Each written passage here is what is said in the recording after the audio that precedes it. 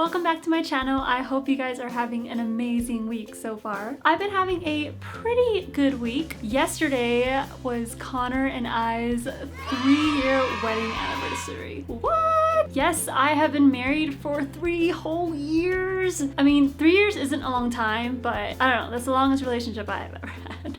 I was gonna say that's the longest I've ever been married, but it's the only time I've ever been married. Yeah, so we celebrated yesterday. Connor took the day off and we went to a local water park and just celebrated being in love. Yes. Since yesterday was our anniversary, I thought it would be a fun idea to do a video about the 5 things I have learned about marriage. So before I dive into that, I thought it would be fun to give a little backstory on how Connor and I met and came to be the Hamiltons. Also, don't mind Samson back there. He is just chilling and biting his leg, which he should not be doing. Hey, stop. So Connor and I met my sophomore year of college. Ooh, hi.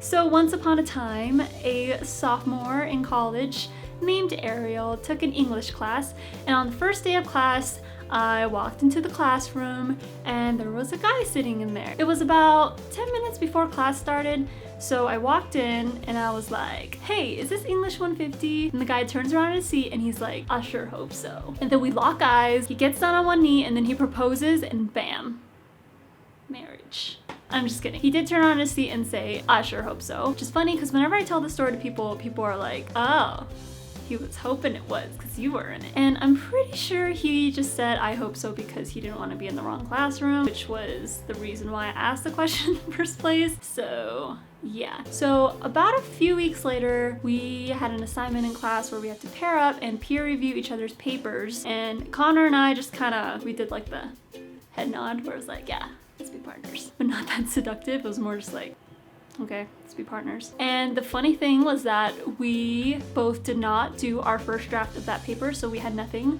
for each other to peer review. And Connor tells me that was the first sign that he knew I was cool because I was a procrastinator, so I knew that skill would come in handy someday. And so we spent that next half an hour just like talking. We just vibed so well and we had the same sense of humor. He was like super sarcastic, which I love. And ever since then, we started texting and then he asked me out and then we went to study and then we got engaged and we got married and then here we are today with a dog.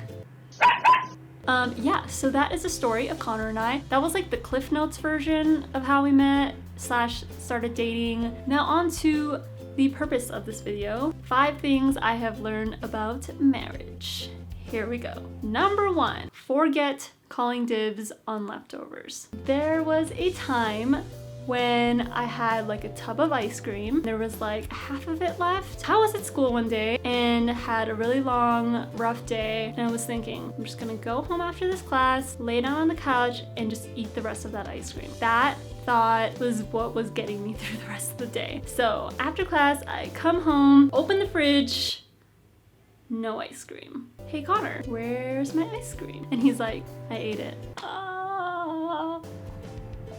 Cool.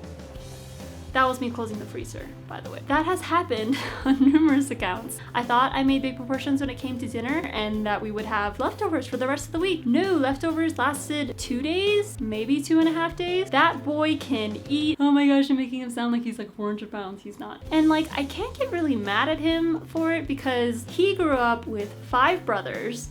And in his household, it was like, eat as much food as you can during dinner because leftovers are not a thing in his house. If you see a container of chicken in the fridge, eat it at that moment because 10 minutes later, it will be gone. I never grew up with that. For me, it was like, hey, bucket of chicken in the fridge. I will see you in 3 days when I am hungry for you. That's how I live. I mean, food is food, nothing to fight over. But when I have my heart set on something and I come home and I think it's there and he eats it, it's like, I'm a little sad. And honestly, I'm fine with him eating our food, my food, his food, whatever. For me, it's just like getting my hopes up about having, there being something in the fridge that I really wanted during the day and then coming home and it's not there. But we worked out a system where honestly, all he has to do is just text me if I'm not home and he wants to eat something of mine, be like, hey, I'm eating the rest of your ice cream. And I'll be like, cool. Anyway, that's number 1. Second thing I have learned about marriage is to choose your battles. What I mean by that is choose carefully about the things you want to have fight/arguments over, because if you fight over every little thing, that's very unhealthy. For example, Connor can't/won't/doesn't replace toilet paper rolls. At first, it annoyed me because I'm like, really? Like something that takes 5 seconds.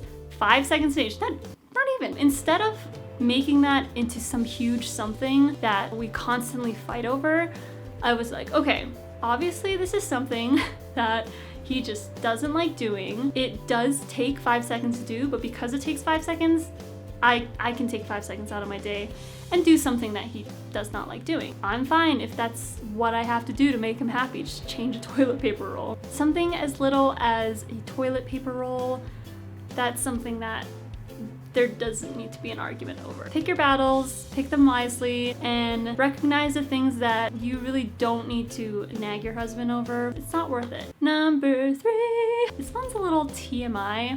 Get your mind out of the gutter. It's not anything sexual. It's just something more like, ew, that's gross. You will never be able to escape farts.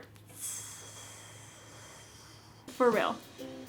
For real. And it sounds so silly, but it's something that I just learned that I have to deal with and live with if I'm going to be married to a male. This is so dumb, but please tell me if I'm not crazy. I feel like farting in front of each other is like kind of a milestone because it's when like you are fully yourself with your significant other. At first it was like, oh, yay, we are farting in front of each other. Like we are so comfortable with one another. Yay. What was that? But now I think Connor's too comfortable with me. I mean, I get it. It's his home, you know, he should feel like he can do whatever he wants in it. One of those things is just farting whenever he pleases. It's a normal bodily function, so I can't get mad at him for doing it. I would prefer if he did it when I'm not in the room or leave the room. But I mean, if he's like on the couch and he's comfortable, he doesn't want to get up and leave. So I get it. It's just something that I have to live with for eternity. Yeah, so farting. No bueno. Just gotta live with it.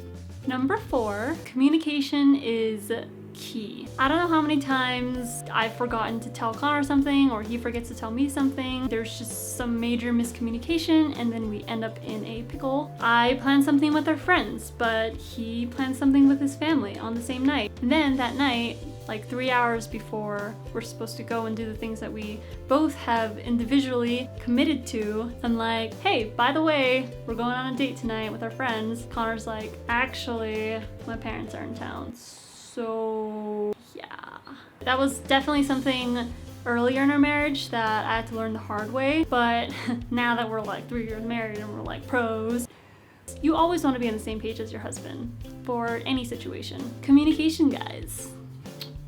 Talking and listening. Yeah.